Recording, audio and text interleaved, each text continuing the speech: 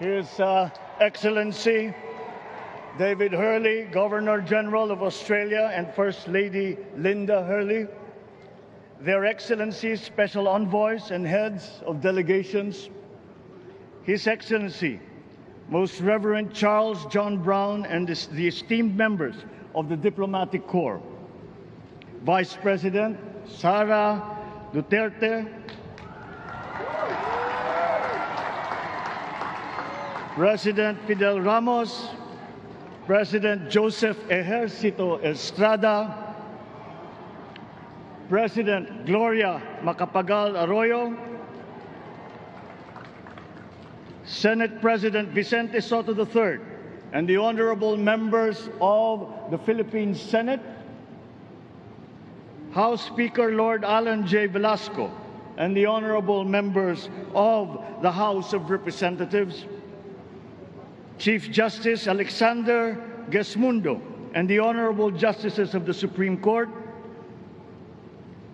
of course, First Lady Lisa Araneta,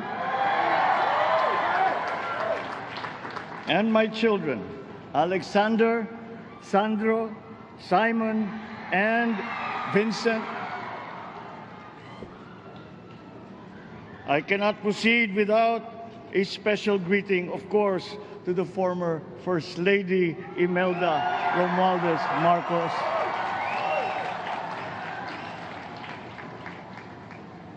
Other distinguished guests, ladies and gentlemen, my friends, ang aking minamahal na mga kababayan, magandang tanghali po sa inyong lahat. This is a historic moment for us all. I feel it deep within me. You, the people, have spoken, and it is resounding. When my call for unity started to resonate with you, it did so because it echoed your yearnings, mirrored your sentiments, and expressed your hopes for family, for country, and for a better future. That is why it reverberated and amplified as it did, to deliver the biggest electoral mandate in the history of Philippine democracy.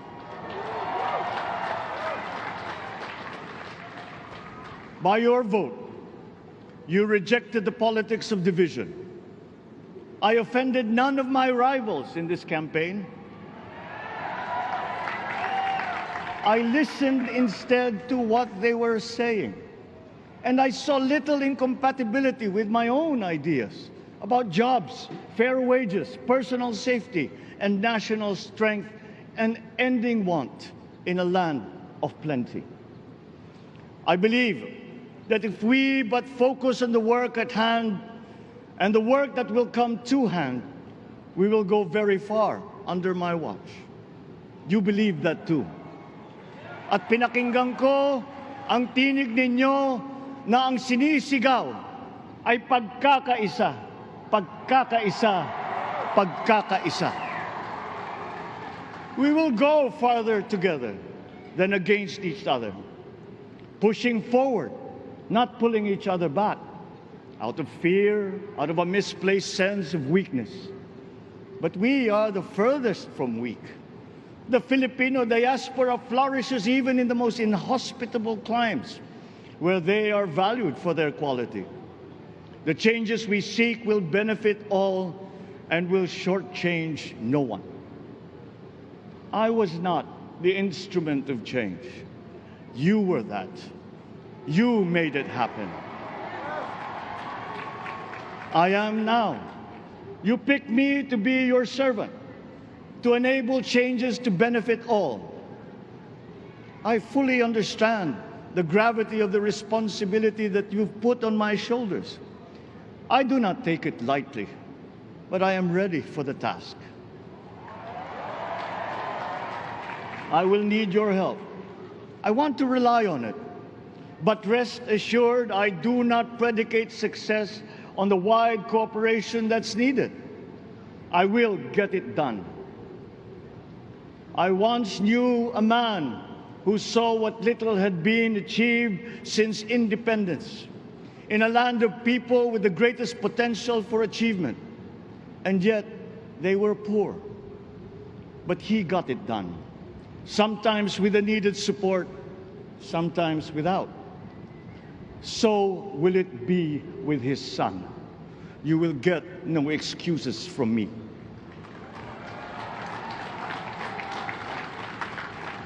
I am here not to talk about the past. I am here to tell you about our future. A future of sufficiency, even plenty, of readily available ways and means to get done what needs doing, by you, by me. We do not look back, but ahead, up the road that we must take to a place better than the one we lost in the pandemic. Gains made and lost, opportunities missed, well-laid plans superseded by the pandemic. Indeed, ours was the fastest growing economy in ASEAN by ways now outdated. We shall be again by a radical change in the way the world must now work to recover what we have lost in that fire and move on from there. We face prospects of the spread of the war abroad, of which we are totally blameless. We seek friendship with all. But countries like ours will bear the brunt of it. And if the great powers draw the wrong lessons from the ongoing tragedy in Ukraine, the same dark prospect of conflict will spread to our part of the world. Yet, there is more out there. Like going forward by new ways of doing that the pandemic forces to adopt. A stronger resilience, quicker adaptability. They are our best prevention. They are our best protection. Quiet reflection in a rough and tumble campaign of a breadth and intensity never experienced revealed some of them, such as the willingness to listen despite the noise, the hesitation to quarrel over differences, and to never, ever give up hope of reconciliation. These gave me the peace to ponder deeper. There are hints of a road not taken that could get us out of here quicker to something better, something less fragile. There is also what you, the people, did to cope, but this time empowered by new techniques and more resources. You got by, getting some of what you needed with a massive government help, and for this I thank my predecessor for the courage of his hard decisions. But there is a way to put more means and choices in your hands. I trust the Filipino. Imagine how much more you'd achieve if government backstops instead of dictating your decisions. Always there to pick you up when you fall, giving what you need to get past a problem. Imagine if it invested in your self-empowerment to bring it closer to taking on whatever challenges come. Imagine a country that, in almost every sense, is you. Now imagine what you and government can achieve together. We did it in the pandemic. We will do it again. But again, I will not predicate my promise to you on your cooperation. You have your own lives to live, your work to do, and there too I will help. Government will get as much done alone without requiring more from you. That is what government and public officials are for. No excuses, just deliver. It was like that once upon a time.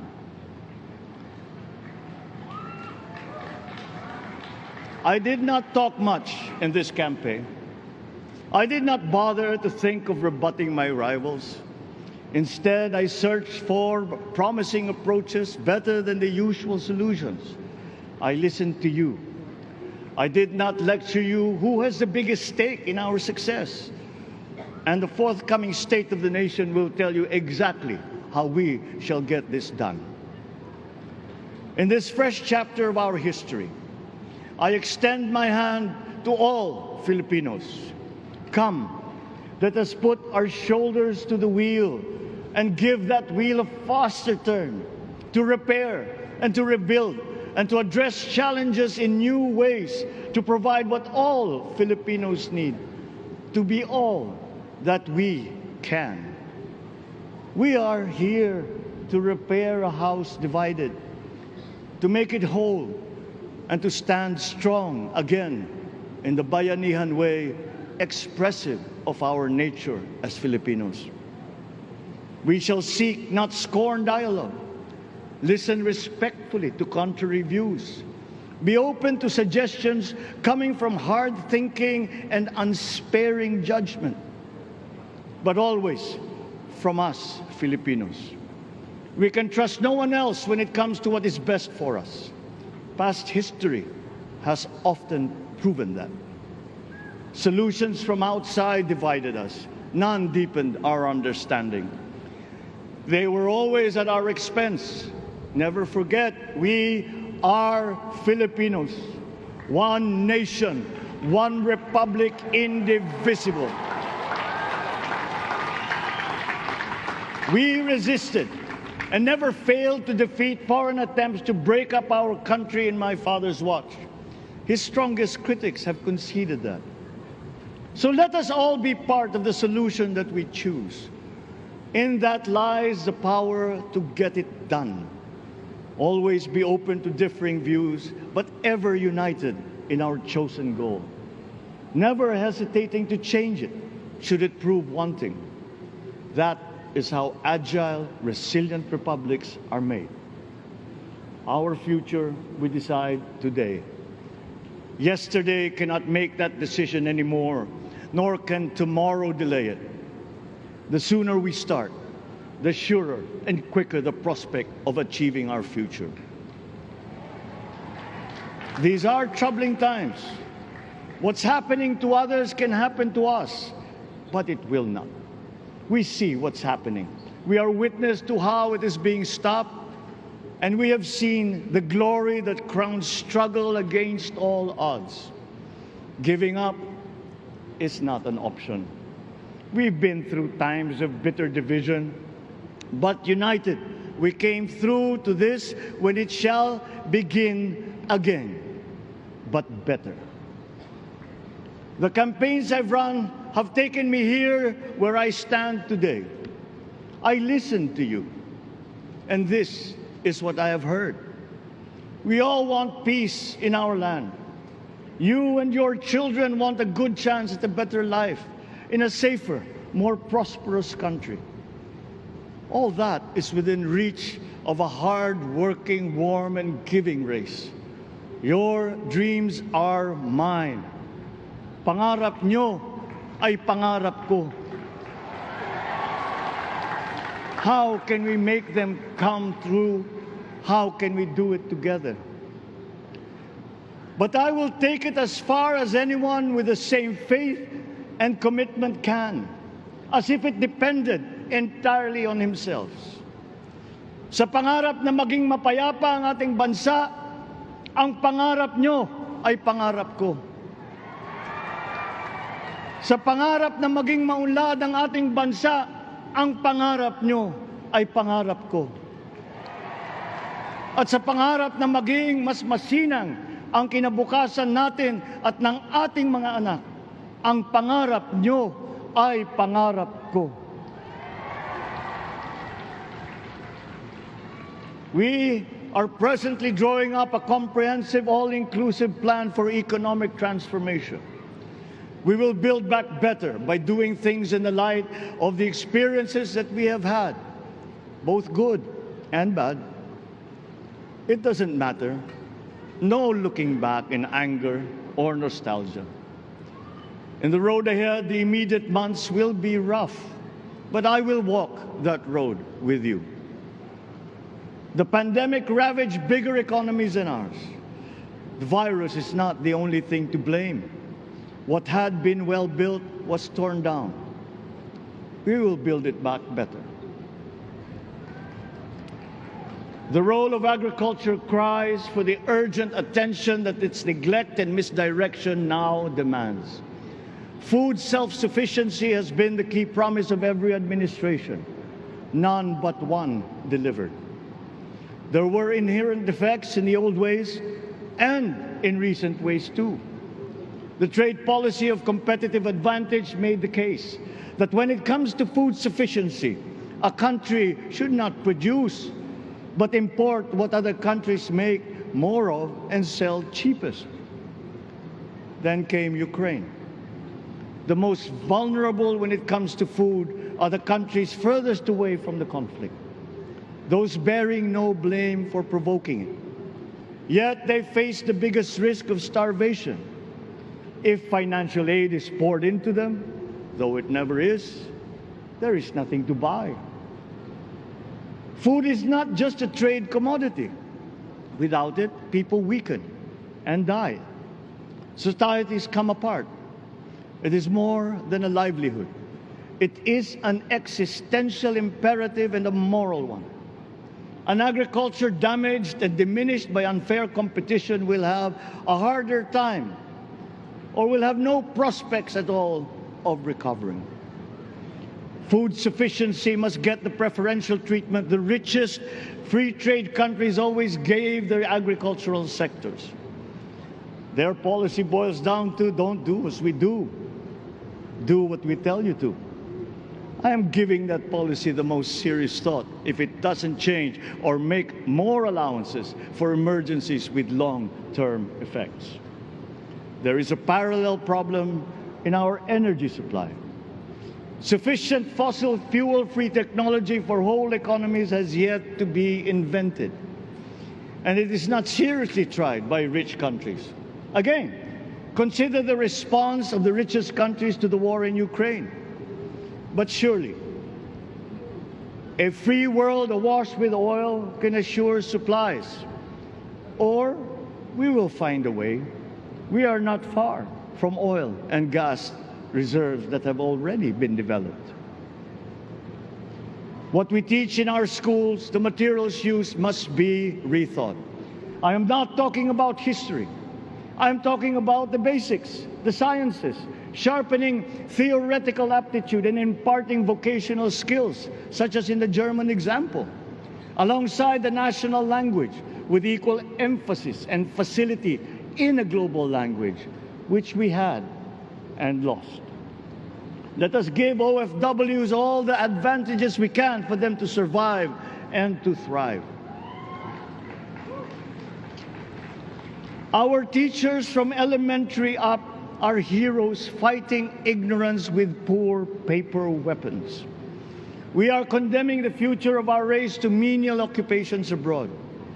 Then they are exploited by traffickers.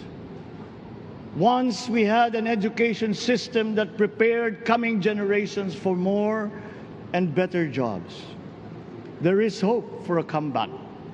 Vice President and soon-to-be Secretary of Education, Sara Duterte Carpio, will fit that mission to a T. We won't be caught unprepared, under-equipped, and understaffed to fight the next pandemic. To start with, we never got over the pandemic of poor, if any, free public health. The last major upgrade of a public health system, exemplified by the resources poured into PGH, predates the current shambles by 3 generations. Our nurses are the best in the world.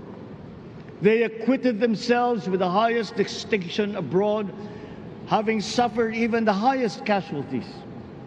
With the same exemplary dedication at home, they just got by. They are out there because we cannot pay them for the same risk and workload that we have back here. There will be changes starting tomorrow. I am confident because I have an OPLE in my cabinet. There were shortcomings in the COVID response. We will fix them. Out in the open. No more secrets in public health. Remember, I speak from experience. I was among the first to get COVID. It was not a walk in the park. My father built more and better roads, produced more rice than all administrations before his. President Rodrigo Roa Duterte built more and better than all the administrations succeeding my father's. Much has been built, and so well, that the economic dogma of dispersing industry to develop the least likely places has been upturned. Development was brought to them. Investors are now setting up industries along the promising routes built. And yet, the potential of this country is not exhausted. Following these giant steps, we will continue to build. I will complete on schedule the projects that have been started. I'm not interested in taking credit. I want to build on success that's already happening. We will be presenting the public with a comprehensive infrastructure plan. 6 years could be just about enough time. No part of our country will be neglected. Progress will be made wherever there are Filipinos, so no investment is wasted. The recovery of Philippine tourism, with its emphasis on accessing nature's beauty, I am sure will exceed expectations. And bigger is not always better, but there's something to be said for economies of scale. And yet the country invites investments in fast-rising industries with quick returns and inflicts irreparable damage for future generations. We have yet to see large-scale practical solutions to pollution, though some are beginning to emerge. But there are tried and proven new ways of mitigation. Blades have been turning over the sand dunes of Ilocos Norte, harnessing a power all around but unseen long before this day. I built them. The rich world talks a great deal but does a lot less about it than those with much less, but who suffer more death and destruction from climate change and lack of adaptation. We will look to our partners and friends to help the Philippines, who, despite having a very small carbon footprint, is at the highest risk. First, spare victims, then help them recover, and move on to lessen the harmful impact of climate change. We too have our part to play. We are the third biggest plastics polluter in the world, but we won't shirk from that responsibility. We will clean up. You will not be disappointed, so do not be afraid. With every difficult decision that I must make, I will keep foremost in my heart and in my mind the debt of gratitude I owe you for the honor and responsibility that you have conferred on me. Whatever is in a person to make changes for the better of others, I lay before you now in my commitment. I will try to spare you. You have your other responsibilities to carry. But I will not spare myself from shedding the last bead of sweat or giving the last ounce of courage and sacrifice. And if you ask me why I am so confident of the future, I will answer you simply that I have 110 million reasons to start with. Such is my faith in the Filipino.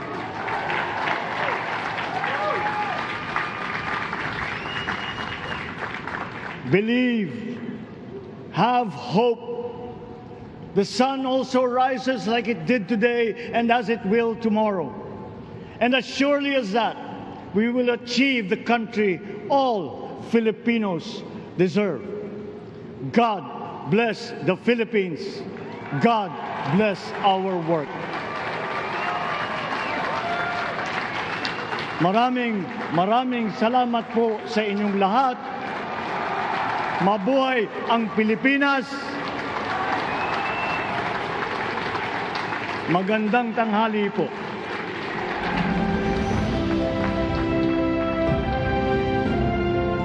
Excellencies, ladies and gentlemen, the President of the Republic of the Philippines, President Ferdinand Romualdez Marcos Jr.